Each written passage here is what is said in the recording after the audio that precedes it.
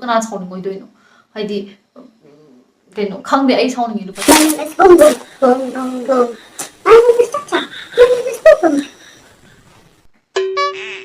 look.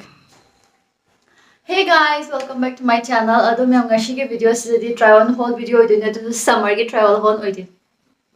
Harau mana summer ki travel haul hai. Summer ki travel haul. Launch de. Hello everybody, welcome back to my channel. Ado myam ngashi ke video sidi try on hold video doine ba. Karam no hire kan the summer ki try on hold video doine. I do khara away. Khara lai bagi. Ai photo lai mele hai so photo lai ready hai so tu ngam ta photo ta khudum bi sini ta pai ta mi yen ki betul ta pot lai ki betul ado tau ta to ai mara te khudum bi mara na te wa khani mara ne pot pam sigi video sida tawduba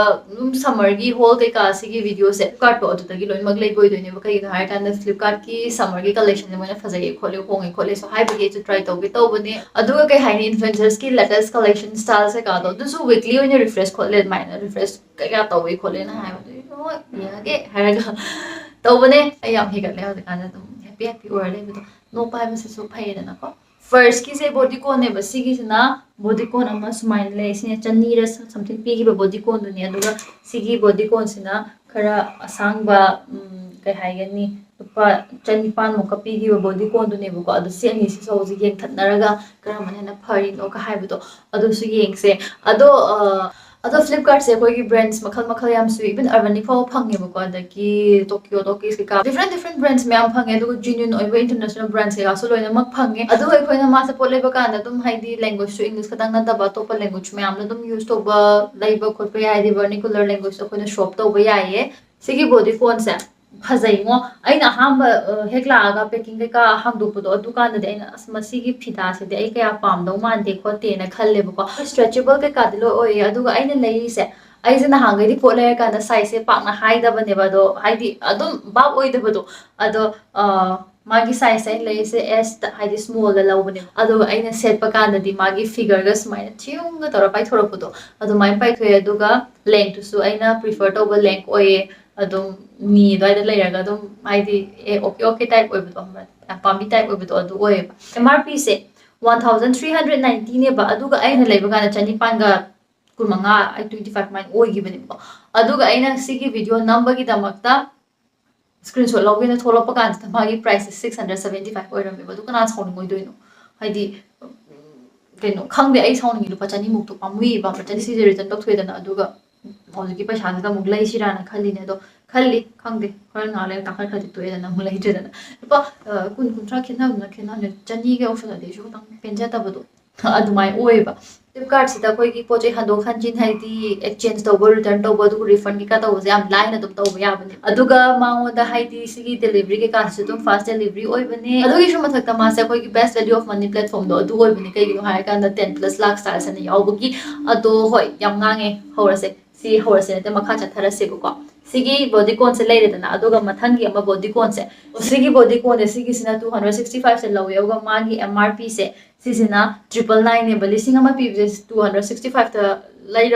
laidoina aisu sisu habit yenge ne lairuba aduga yam see through oi budu yong ne to ubra sumaina see through su oi aduga piece jam kana phabu oi de sigi sina kitang standard lai bi sanan bi keno oi bi to adu oi ba sisina khoi gi tawshana bi type to anga macha gi type to oi bi pacham jani khoi gi figure ga mi ta da bi body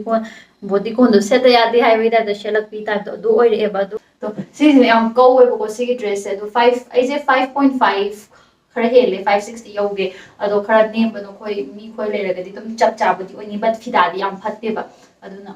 yam kana layu di haining de sima se de ju hando khani sayam go bani na comfortable so oi de just hangde wathi am tai ba ji fritsina shiga se sigi Urbanic kisina di hena phare ai Urbanic kisina di hena pamjare to sigi si ai hando khani sengna dum hando pasu yai haibani na kai kana ni si hando khani ai pamte ba Hoji body ko nung tikon gi thabak loire aduna aina hojik tawdu isina khoi gi apam bi am comfortable oi bi summer wear ke ka do haure se first ki ji jogger ne jogger sa apam jai mo do jogger sa ho bu su thi ba ga swai di am ta gi len cha trup maina lo pi bani na ꯆꯥꯝꯃꯉꯥ ꯍꯦꯟꯕ ꯂꯣꯏ ꯆꯥꯝꯃꯉꯥ ꯍꯦꯟꯅꯔꯕꯅꯤꯅ ꯑꯩꯁꯨ ꯁ꯭ꯋꯥꯏꯗꯒꯤ ꯂꯩꯕꯗꯨꯁꯨ ꯄꯥꯝꯗꯕ ꯈꯔ ꯇꯥꯡꯉꯦꯕꯀꯣ ꯃꯥꯏ ꯗ꯭ꯔꯣꯋꯔꯁꯦ ꯌꯥꯝꯅ ꯊꯥꯕ ꯑꯣꯏꯗꯦꯕ ꯑꯗꯨꯝ ꯁꯝꯃꯔꯗꯗꯤ ꯌꯥꯏ ꯊꯥꯕ ꯑꯣꯏꯗꯦ ꯍꯥꯏꯔꯒꯁꯨ ꯄꯥꯔꯒꯁꯨ ꯎꯗꯕꯤꯗꯣ ꯁꯤ ꯊ꯭ꯔꯨ ꯑꯣꯏꯗꯕꯤꯗꯣ ꯑꯗꯨꯗꯤ ꯑꯣꯏꯌꯦꯕꯀꯣ ꯑꯗꯨꯒ ꯑꯩꯅ ꯌꯥꯝ ꯍꯔꯥꯎꯔꯤꯁꯤꯅ ꯀꯩꯒꯤꯅꯣ ꯍꯥꯏꯔꯀꯥꯟꯗ ꯑꯩ ꯂꯩꯕꯕꯨꯗꯤ ꯑꯣꯚꯔ ꯁꯥꯏꯖꯇ ꯂꯩꯌꯦꯀꯣ ꯑꯗꯣ ꯂꯦꯡ ꯀꯩꯀꯥꯗꯣ ꯈꯔ ꯁꯥꯡꯕꯗꯣ ꯑꯗꯨ ꯑꯣꯏꯌꯦ ꯑꯗꯨꯒ ꯀꯩ ꯆꯠꯈ꯭ꯔꯦ ꯃꯥꯒꯤ ꯁꯥꯏꯖꯁꯦ ꯑꯩꯅ ꯖꯣꯒꯔꯒꯨꯝꯕ ꯂꯩꯕꯗꯗꯤ ꯑꯩ ꯂꯥꯔꯖꯇ ꯂꯩꯌꯦꯕ ꯍꯥꯏꯗꯤ ꯈꯔ ꯆꯥꯎꯕꯗꯨꯅ ꯈꯤꯇꯪ ꯕꯦꯒꯤ ꯇꯥꯏꯞꯇꯨꯅ ꯍꯦꯟꯅ ꯄꯥꯝꯖꯩꯌꯦꯕ ꯑꯩꯗꯣ ꯑꯗꯨꯒ ꯁꯤꯒꯤ ꯇ꯭ꯔꯥꯎꯖꯔꯁꯤꯒ ꯑꯩꯅ ꯄꯥꯔꯤꯁꯤꯅ ꯀꯦꯖꯨꯋꯦꯜ ꯑꯣꯏꯕ ꯁ꯭ꯂꯤꯞꯂꯦꯁꯁꯨ ꯑꯣꯏꯕ ꯑꯗꯨꯝ ꯕ꯭ꯂꯦꯛ ꯇꯣꯞ ꯑꯃꯒ ꯄꯥꯕꯅꯦꯕ ꯁ꯭ꯇ꯭ꯔꯦꯆꯦꯕꯜ ꯑꯣꯏꯗꯦꯕ ꯁꯤꯒꯤꯁꯦ ꯁ꯭ꯋꯥꯏꯕꯨꯗꯤ ꯂꯣꯏꯅꯃꯛ ꯊꯤꯡꯖꯤꯟ ꯈꯣꯠꯆꯟꯕ ꯌꯥꯔꯀꯥꯟꯗ ꯁꯤꯁꯦ ꯈꯤꯇꯪ ꯃꯔꯤ ꯆꯠꯇꯕꯗꯣ ꯑꯗꯨ ꯑꯣꯏ ꯈꯤꯇꯪ ꯊꯤꯡꯖꯤꯟꯕ ꯀꯥꯟꯗ ꯈꯤꯇꯪ ꯋꯥꯕꯗꯣ ꯑꯗꯨꯗꯤ ꯑꯣꯏ ꯑꯗꯨꯕꯨ ꯂꯤꯠꯂꯀꯥꯟꯗ ꯈꯔ ꯄꯣꯞ ꯇꯥꯏꯌꯦꯕ ꯃꯔꯤꯔꯛꯀꯨꯝꯕ ꯆꯠꯊꯣꯛꯄꯗ ꯂꯤꯠꯂꯝꯃꯅꯤ ꯐꯅꯌꯥꯝ ꯂꯤꯠꯂꯝꯃꯅꯤ ꯑꯩ ꯚꯤꯗꯤꯑꯣ ꯑꯇꯣꯞꯄꯗꯁꯨ ꯂꯤꯠꯈ꯭ꯔꯕꯅꯦ ꯁꯤꯗꯤ ꯍꯥꯏꯗꯤ ꯑꯇꯣꯞꯄ ꯄꯣꯠꯁꯦ ꯂꯣꯏꯅꯃꯛ ꯂꯥꯛꯄ ꯉꯥꯏꯕꯒꯤꯀꯣ ꯁꯤꯁꯨ ꯑꯩ ꯌꯥꯝ ꯄꯥꯝꯖꯔꯦ ꯍꯧꯖꯤꯛꯀꯥꯟꯗꯤ ꯁꯝꯃꯔꯅꯤꯅ ꯁꯤꯒꯨꯝꯕ ꯁ꯭ꯂꯤꯞꯂꯦꯁ ꯑꯣꯏꯕ ꯇꯣꯞꯁ ꯑꯇꯩ ꯍꯧꯖꯤꯛꯀꯥꯟꯗꯤ ꯀ꯭ꯔꯣꯞ ꯇꯣꯞꯁꯨ ꯑꯗꯨꯝ ꯈꯔ ꯆꯠꯅꯩꯗꯅ ꯑꯗꯨꯒꯤ ꯄꯨꯛꯅ ꯌꯥꯗ꯭ꯔꯒꯁꯨ ꯄꯥꯝꯕ ꯆꯠꯅꯕ ꯍꯥꯏꯕꯗꯨ ꯑꯗꯨꯝ ꯄꯥꯝꯕꯅꯤꯅ ꯂꯩꯔꯦꯗꯅ ꯑꯗꯨꯒ ꯁꯤꯒꯤ ꯕ꯭ꯂꯦꯛ ꯇꯣꯞꯁꯦ ꯁꯤꯁꯤꯒ ꯑꯃꯨꯛ ꯑꯩꯅ ꯑꯗꯨꯝ ꯖꯤꯟꯁꯀꯤ ꯇꯥꯏꯞꯇ ꯔꯤꯒꯨꯂꯔ ꯁꯣꯔꯠꯁ ꯑꯃ ꯁꯤꯁꯤꯒ ꯑꯃꯨꯛ ꯄꯥꯕꯅꯦ ꯁꯤꯒꯤꯁꯤꯅ ꯑꯔꯕꯥꯅꯤꯛ ꯍꯥꯏꯕ ꯕ꯭ꯔꯦꯟꯗꯣ ꯑꯗꯨꯗꯩ ꯑꯃꯨꯛ ꯑꯣꯏꯗꯣꯏꯅꯦꯕ ꯑꯗꯣ ꯁꯤꯒꯤ ꯑꯔꯕꯥꯅꯤꯛꯀꯤ ꯈꯣꯡꯒ꯭ꯔꯥꯎꯁꯦ ꯑꯩꯅ ꯌꯥꯝ ꯄꯥꯝꯃꯦ ꯑꯩꯅ ꯑꯃꯨꯛ ꯑꯔꯕꯥꯅꯤꯛꯀꯤ ꯃꯥꯒꯤ ꯃꯁꯥꯒꯤ ꯀꯩꯅꯣꯗꯣ ꯑꯗꯨ ꯆꯪꯉꯒ ꯌꯦꯡꯀꯥꯟꯗ ꯌꯥꯝ ꯇꯥꯡꯈꯤꯕꯅꯦꯕ ꯑꯩꯅ ꯐ꯭ꯂꯤꯞꯀꯥꯔꯠꯇ ꯌꯥꯎꯔꯝꯕꯒ ꯂꯩꯕꯅꯦ ꯁꯤꯁꯦ ꯄꯥꯝꯃꯦ ꯌꯥꯝꯅ ꯑꯗꯨꯒꯅꯦ ꯑꯩꯅ ꯂꯩꯕ ꯀꯥꯟꯗ ꯂꯨꯄꯥ 400 ꯂꯩꯕꯅꯦꯕꯀꯣ ꯑꯗꯨꯒꯅꯦ ꯁꯤꯁꯨꯅꯦ ꯑꯃꯨꯛꯅꯦ ꯀꯩꯅꯣꯗ 670ꯗ ꯇꯥꯔꯒ ꯂꯩꯔꯝꯃꯦꯕ ꯄꯩꯁꯥꯁꯦ ꯈꯔ ꯁꯨꯝ ꯄꯩꯁꯥꯕꯨꯗꯤ ꯇꯥꯔꯝꯃꯦ ꯑꯗꯣ ꯁꯤꯗꯤ ꯌꯥꯝ ꯀꯟꯅ ꯈꯦꯠꯅꯕ ꯅꯠꯇꯕꯅꯤ나 ꯑꯩ ꯔꯤꯇꯔꯟ ꯇꯧꯔꯔꯣꯏ ꯑꯗꯣ ꯌꯥꯝ ꯁꯣꯔꯁ ꯑꯣꯏꯗ꯭ꯔꯦꯗꯅ ꯁ꯭ꯋꯥꯏꯗ ꯑꯗꯨꯝ ꯑꯣꯏꯔꯕꯅꯤꯅ ꯌꯥꯝ ꯀꯟꯅ ꯑꯣꯞꯋꯥꯔꯗꯀꯨꯝꯕ ꯑꯣꯏꯗꯕꯗꯣ ꯑꯗꯨꯁꯨ ꯑꯣꯏꯕ ꯑꯗꯨꯝ ꯄꯥꯝꯖꯩ ꯑꯗꯨꯒ ꯃꯥꯒꯤ ꯁꯤꯒꯤꯁꯦ ꯋꯥꯁꯁꯤꯁꯨ ꯑꯗꯨꯝ ꯈꯔ ꯌꯦꯡꯉꯨꯅꯦ ꯄꯦꯗꯦꯠ ꯇꯥꯏꯞꯇ ꯈꯔ ꯋꯥꯁ ꯀꯩꯀꯥꯁꯨ ꯑꯗꯨꯝ ꯐꯖꯕꯗꯣ ꯑꯗꯨ ꯑꯣꯏꯌꯦꯕ ꯁꯤꯒꯤꯁꯦ ꯑꯗꯨꯝ ꯍꯧꯖꯤꯛꯀꯥꯟꯗꯤ ꯃꯤꯁꯨ ꯌꯥꯝ ꯁꯦꯠꯅꯩꯗꯅ ꯑꯗꯨꯅ ꯑꯩꯁꯨ ꯅꯈꯣꯏ ꯃꯔꯛꯇ ꯌꯥꯎꯒꯦ ꯇꯧꯕ ꯑꯗꯨꯒ ꯃꯊꯪꯒꯤꯁꯤꯁꯨ ꯂꯤꯠꯄ ꯌꯥꯕꯗ ꯂꯤꯠꯈ꯭ꯔꯕꯅꯦ ꯂꯤꯠꯄ ꯌꯥꯕꯗ ꯂꯤꯠꯈ꯭ꯔꯕꯅꯦ ꯑꯩꯁꯦ ꯃꯈꯥꯗꯥꯡꯕ ꯑꯣꯟꯊꯣꯛꯑꯝꯗ꯭ꯔꯤꯁꯤꯅꯦ ꯌꯦꯡꯉꯨ ꯂꯤꯠꯄ ꯂꯣꯏꯔꯀꯥꯟꯗ ꯑꯩꯅ ꯚꯤꯗꯤꯑꯣ ꯅꯝꯕꯒꯤ ꯊꯝꯕꯗꯣ ꯚꯤꯗꯤꯑꯣ ꯅꯝꯕꯒꯤ ꯄꯔꯦꯡ ꯍꯥꯟꯅ ꯂꯣꯏ ꯅꯝꯊꯣꯛꯈꯤꯕꯒꯤꯀꯣ ꯑꯗꯣ ꯃꯊꯪꯒꯤꯁꯦ ꯁꯤꯒꯤꯁꯤꯅ ꯀꯩꯅꯣꯅꯦ ꯑꯗꯨꯝ ꯍꯥꯏꯗꯤ ꯂꯣꯡ ꯁ꯭ꯂꯤꯞ ꯑꯣꯏꯕ ꯀꯥꯔꯗꯤꯒꯟꯒꯤ ꯇꯥꯏꯞꯇ ꯑꯣꯏꯕꯗꯣ ꯑꯗꯨꯝ ꯀ꯭ꯔꯣꯞ ꯇꯣꯞꯁꯨ ꯑꯣꯏ ꯀꯥꯔꯗꯤꯒꯟꯁꯨ ꯑꯗꯨꯝ ꯑꯣꯏꯌꯦꯀꯣ ꯁꯤꯒꯤꯁꯦ ꯌꯥꯝ ꯐꯖꯩꯌꯦ ꯑꯩꯅ ꯂꯤꯠꯂꯀꯥꯟꯗ ꯁꯤꯒꯤ ꯐꯨꯔꯤꯠꯁꯦ ꯐꯤꯒꯔꯒꯁꯦ ꯄꯣꯞ ꯄꯣꯞꯀ ꯇꯥꯔꯒ ꯈꯔ ꯑꯗꯨꯝ ꯍꯥꯏꯗꯤ ꯐꯖꯕꯗꯣ ꯑꯗꯨ ꯑꯣꯏꯕꯅꯦ ꯍꯥꯏꯕ ꯁꯤꯁꯦ ꯍꯟꯗꯛꯀꯤꯁꯤꯁꯨ ꯑꯣꯔꯕꯥꯅꯤꯛꯀꯤ ꯁꯣꯂꯤꯗ ꯑꯣꯏꯕ ꯑꯗꯨꯝ ꯕ꯭ꯂꯨ ꯔꯤꯒꯨꯂꯔ ꯁꯣꯔꯠꯁꯅꯦ ꯑꯗꯣ ꯁꯤꯅ ꯈꯔ ꯕꯦꯒꯤ ꯇꯥꯏꯞ ꯑꯣꯏꯕꯗꯣ ꯑꯗꯨ ꯑꯣꯏꯕꯅꯦꯕ ꯑꯗꯨꯒ ꯑꯗꯨꯝ ꯐꯖꯩ ꯑꯗꯨꯒ ꯁꯤꯒꯤꯁꯤꯅꯅꯦ ꯑꯩꯅ ꯂꯩꯔꯀꯥꯟꯗꯅꯦ ꯈꯔ ꯍꯣꯡꯅ ꯂꯩꯈꯤꯕꯀꯣ ꯑꯗꯣ ꯍꯧꯖꯤꯛꯅꯅꯦ ꯃꯃꯟꯗꯣ ꯍꯦꯟꯒꯠꯂꯝꯃꯦ ꯍꯧꯖꯤꯛꯅ 873 ꯑꯣꯏꯈꯤꯕꯅꯦ ꯑꯗꯨꯒ ꯑꯩꯅ ꯂꯩꯈꯤꯕꯗꯨꯗꯅ ꯂꯨꯄꯥ ꯈꯪꯗꯦ ꯈꯔ ꯈꯦꯠꯅꯕꯅꯦ ꯑꯩꯗꯣ ꯍꯥꯄꯛꯑꯒꯦ ꯑꯗꯨꯝ ꯀꯔꯝꯕꯅ ꯐꯖꯩ ꯁꯤꯒꯁꯦ ꯉꯁꯥꯏꯒꯤꯗꯨꯒ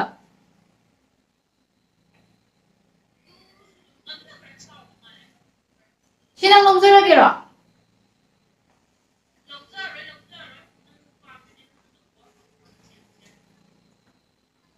ꯐꯝꯕꯗ ꯀꯝꯐꯣꯔꯇꯦꯕꯜ ꯑꯣꯏꯕ꯭ꯔꯥ ꯌꯦꯡꯉꯤꯅꯦ ꯑꯩꯁꯦ 28 ꯁꯦꯠꯂꯦꯕꯀꯣ ꯈꯣꯡꯒ꯭ꯔꯥꯎꯒꯨꯝꯕꯁꯦ ꯑꯗꯨꯅ ꯁꯤꯒꯤꯁꯦ ꯃꯤꯗꯤꯌꯝꯗ ꯂꯧꯋꯦ ꯃꯤꯗꯤꯌꯝꯗ ꯑꯗꯨꯝ ꯆꯞ ꯆꯥꯕꯗꯣ ꯑꯣꯏꯌꯦꯕ ꯑꯗꯨꯝ ꯍꯥꯏꯗꯤ ꯁꯥꯏꯖꯀꯨꯝꯕꯗꯣ ꯃꯣꯏꯗꯣ 28 27 ꯑꯗꯩ 30 ꯏꯗꯕꯅꯤꯅ ꯁ꯭ꯃꯣꯜ ꯃꯤꯗꯤꯌꯝꯗ ꯂꯩꯔꯛꯄꯅꯤ ꯈꯔ ꯀꯟꯐ꯭ꯌꯨꯖꯟꯕꯨ ꯆꯠꯄꯗꯣ ꯑꯗꯨꯃꯥꯏꯅ ꯑꯣꯏꯕꯅꯦ ꯑꯗꯨꯅ 28 ꯑꯣꯏꯔꯒꯗꯤ ꯑꯗꯨꯝ ꯃꯤꯗꯤꯌꯝ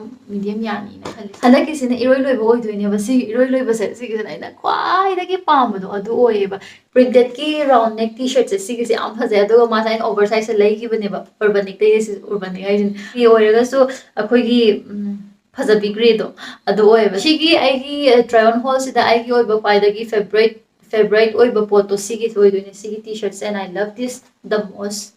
ꯃꯌꯥꯝꯁꯤꯗꯒꯤ ꯑꯣꯞꯁꯟꯁꯄꯨꯗꯤ ꯌꯥꯝ ꯂꯩꯇꯕꯅꯦꯕꯀꯣ ꯃꯣꯏꯒꯤ ꯑꯌꯥꯝꯕ ꯀꯩꯅꯣꯗ ꯑꯔꯕꯥꯅꯤꯛꯀꯤꯁꯦ ꯐ꯭ꯂꯤꯞꯀꯥꯔꯠꯁꯤꯗ ꯑꯗꯨ ꯑꯣꯏꯔꯒꯁꯨ ꯁꯤꯒꯤꯁꯦ ꯑꯔꯕꯥꯅꯤꯛꯀꯤ ꯁꯤꯒꯤ ꯇꯤ ꯁꯔꯠꯁꯀꯨꯝꯕ ꯑꯗꯨꯝ ꯈꯔ ꯑꯣꯠꯂꯒꯗꯤ ꯑꯗꯨꯝ ꯐꯖꯕ ꯐꯪꯉꯦꯗꯣ ꯑꯗꯨꯗꯨꯅꯦ ꯑꯗꯣ ꯅꯈꯣꯏꯒꯩꯗꯣ ꯑꯩꯅ ꯉꯁꯤ ꯎꯠꯂꯤꯕ ꯄꯣꯠ ꯆꯩ ꯃꯌꯥꯝꯁꯦ ꯁꯨꯝ ꯄꯥꯝꯕꯒꯨꯝꯕ ꯑꯣꯔ ꯌꯦꯡꯅꯤꯡꯕ ꯑꯗꯨꯝ ꯍꯥꯏꯗꯤ ꯍꯥꯏꯐꯦꯠ ꯂꯩꯒꯦꯀꯣ ꯌꯦꯡꯒꯦꯀꯣ ꯀꯥꯏꯅꯒ ꯍꯥꯏꯔꯒ ꯈꯟꯕꯒꯨꯝꯕ ꯌꯥꯎꯔꯒꯗꯤꯀꯣ ꯑꯩ ꯗꯦꯁꯀ꯭ꯔꯤꯞꯁꯟꯗ ꯃꯥꯒꯤ ꯂꯤꯡꯛ ꯀꯩꯀꯥꯗꯣ ꯂꯣꯏ ꯍꯥꯞꯆꯔꯝꯒꯦ ꯑꯗꯨꯝ ꯆꯦꯛ ꯑꯥꯎꯠ ꯇꯧꯕꯤꯌꯣ ꯍꯣꯏ ꯌꯦꯡꯉꯣ ꯄꯣꯠꯇꯣ ꯌꯥꯏꯌꯦ ꯑꯗ ꯌꯥꯗꯕꯈꯩꯗꯨꯗꯤ ꯌꯥꯗꯦ ꯍꯥꯏꯗꯅ ꯌꯥꯗꯕꯁꯦ ꯉꯁꯥꯏꯒꯤ ꯑꯃꯗꯣ ꯆꯅꯤ ꯄꯤꯕꯗꯣ ꯑꯗꯨꯗꯤ ꯁꯨꯡꯌꯥ ꯌꯥꯗꯦ ꯃꯣꯏ ꯄꯣꯠꯇꯣ ꯌꯥꯗꯦꯕ ꯑꯁꯦꯡꯕ ꯌꯥꯗꯦ ꯀꯩꯒꯨꯝꯕ ꯁꯤꯒꯤ ꯚꯤꯗꯤꯑꯣꯁꯦ ꯅꯨꯡꯉꯥꯏꯕꯤꯔꯒꯗꯤ ꯑꯗꯒꯤ ꯇ꯭ꯔꯥꯏ ꯑꯣꯟ ꯍꯣꯜꯒꯨꯝꯕ ꯁꯨꯝ ꯇꯧꯕꯁꯦ ꯁꯨꯝ ꯅꯨꯡꯉꯥꯏꯌꯦꯅ ꯈꯜꯂꯒꯗꯤꯀꯣ ꯇ꯭ꯔꯥꯏ ꯑꯣꯟ ꯍꯣꯜꯒꯨꯝꯕꯁꯨ ꯑꯗꯨꯝ ꯈꯔ ꯇꯧꯔꯛꯀꯦ ꯑꯗꯣ ꯃꯌꯥꯝ ꯉꯁꯤꯒꯤꯗꯤ ꯚꯤꯗꯤꯑꯣꯁꯦ ꯁ꯭ꯋꯥꯏꯗ ꯂꯣꯏꯁꯤꯟꯖꯔꯒꯦ ꯑꯗꯨꯝ ꯚꯤꯗꯤꯑꯣꯁꯦ ꯂꯥꯏꯛ ꯇꯧꯕꯤꯔꯝꯃꯣ ꯁꯕꯁꯀ꯭राꯏꯕ ꯇꯧꯕꯤꯔꯝꯃꯣ ꯑꯗꯨꯒ ꯚꯤꯗꯤꯑꯣꯁꯦ ꯆꯦꯅꯦꯜꯁꯦ ꯁꯕꯁꯀ꯭राꯏꯕ ꯇꯧꯕꯤꯔꯝꯃꯣꯕ ꯑꯗꯣ ꯍꯣꯏ ꯉꯁꯤꯒꯤꯗꯤ ꯂꯣꯏꯁꯤꯜꯂꯒꯦ ꯕꯥꯏ ꯂꯚ ꯌꯨ ꯑꯣꯜ